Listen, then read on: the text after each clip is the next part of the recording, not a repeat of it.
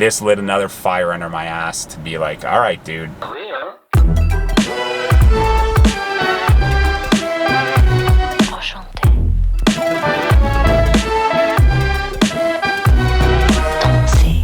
I'm filming you.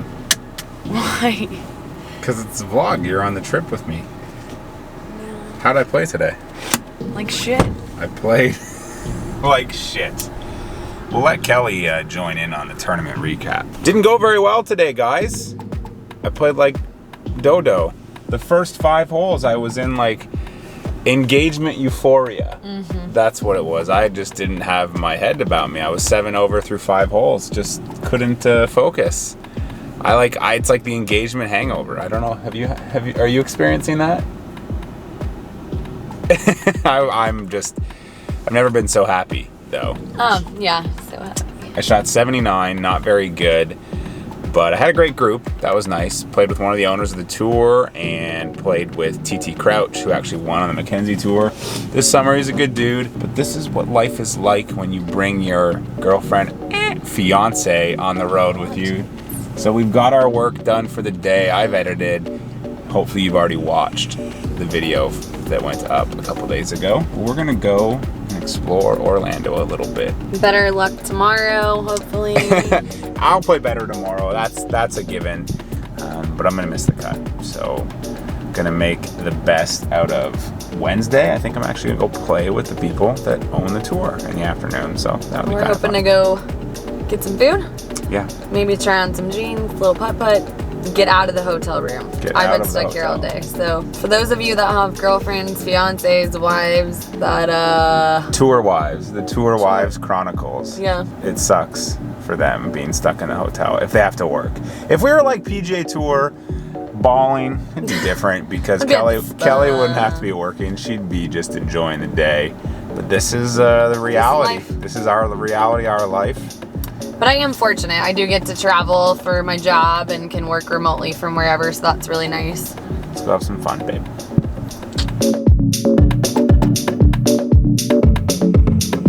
Wednesday? No, it's Tuesday. It's Tuesday, 7:15. I'm on my way to get ready for round 2.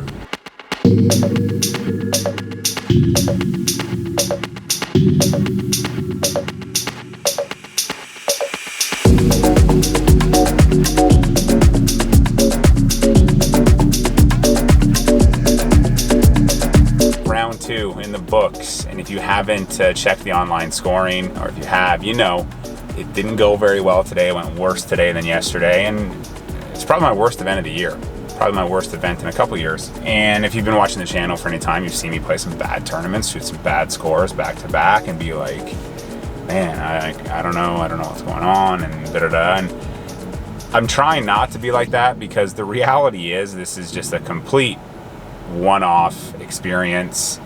Like life got in the way, but like in a good way. And this isn't an excuse. This is just opening up some reality of what it's like to play golf and try to play golf for a living. And sometimes life gets in the way.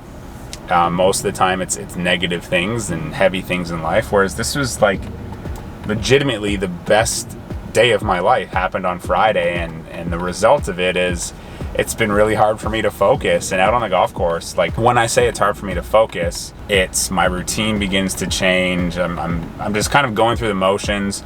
I'm not picking concrete targets. I'm not visualizing shots. And then I'm over the golf ball and I don't really even know what I'm trying to do. So then when it comes time to pull the trigger, it's just guessing. And so the misses that I hit today, and even yesterday, like they're just they're not my regular miss. They're just all over the planet. And this golf course isn't a hard golf course, very forgiving off the tee. And you basically have a wedge in your hand on every hole except for the par 3s. So I played with the guy who's leading after 2 rounds, TT. He's 13 under, and the cut came at 7 under. So it's really, really bunched those 14 guys that made the cut. But I tried to make the most of it and make the most of just such a bad game on my end, and just observe, you know, what TT was doing. And it was eye-opening, not in the sense that like, oh my gosh, I'm so far off, Like, TT's a really good player, really good college player. He's a rookie pro. He got through finals at Q Schools last year, won on the Mackenzie Tour. He finished like 17th on the order of merit. He's a really great guy and a really solid player, putts the ball really, really well, and he's 13 under par, pretty stress-free. He had one bad hole yesterday, and then unfortunately 3-putted the last hole today.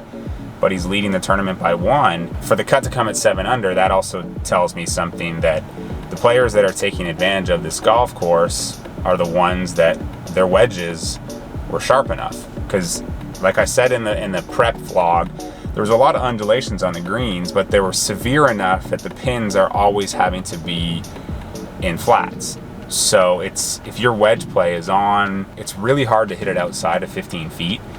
And the greens were smoother today, so it was easier to make putts. It's not like, holy crap, how do I shoot 7 to 13 under in 2 rounds? I don't know if I have that in my bag. It's, okay, the wedge play really needs to hone up. And ultimately, I have to take this in stride, learn from it, but also in a non-judgmental way, just kind of push it to the side and focus on the next thing. Like, I am playing good golf. I played great golf last week. I hung right in there in the mix on a really hard conditioned golf course for 2 days. And I have an event next week that's going to be a birdie fest. So obviously it's going to be drive it well, wedge it well, and roll it well. I'm driving it well, I'm rolling it well. I just need to wedge it a little bit better. I think things have sunk in, the reality, like when I came back to the hotel. I'm coming back to my fiance. I'm not coming back to my girlfriend. It's a different feeling, and it's an amazing feeling, and I wouldn't change anything. Obviously, we would have liked to have played better this week. Like, who doesn't? It's almost like it's the ultimate test in how good is your perspective, how good is your persistence, your perseverance, because I shot 79.84 on the heels of the best day of my life. I got to keep things in perspective and be really, really grateful at what's happening in my life on the golf course and off the golf course. And right now, at 34 years old, the off golf course stuff is a little bit more important, and it's always going to help translate into better on course performance. Maybe not necessarily the next day or 2 days later, but whatever. We learned a major lesson today. I'm not discouraged. My head's not down. I'm not writing this off as like, oh, excuses this, excuses that. I played like shit, but that's okay, because I have an event next week, and that's where my focus is, and I have some practice to do before then. Like, this lit another fire under my ass to be like, all right, dude, you're not going out to Texas just to do some good filming. You're going out to Texas to try to compete in this tournament and be there. Because that taste that I got last week in Coral Springs, where if I'd birdied the last hole, I would have had a chance. And if I'd birdied the last hole, I would have finished 3rd. But if I had birdied it and got to 4 under, I would have had a chance, like an outside chance if the leaders fell back. That feeling was, I want more of that, so I gotta work. I gotta push this one aside, learn what I can from it, a few things, and focus on the next thing. And this has been a long little confessional, but I hope it's something some of you players out there can take. Because I get messages from people all the time, like, hey, I just played bad. Like, how do I bounce back? You learn what you can, and you stick to your work, and you focus on what's next. You don't beat yourself up because you played bad or you've been playing bad. That's golf. You're gonna play bad golf. And everyone asks, how do you bounce back? You just do.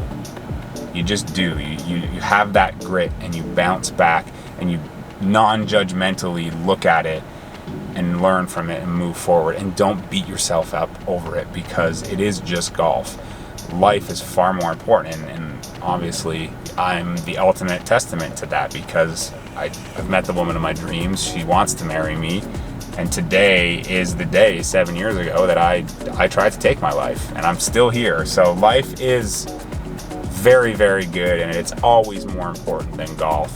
So sometimes what it takes to bounce back is a little bit of perspective. So I hope this encourages you guys. If you're struggling with your game, or you're struggling with anything, have a bit of perspective, take a look around, breathe in the fresh air, and know that it's just a game.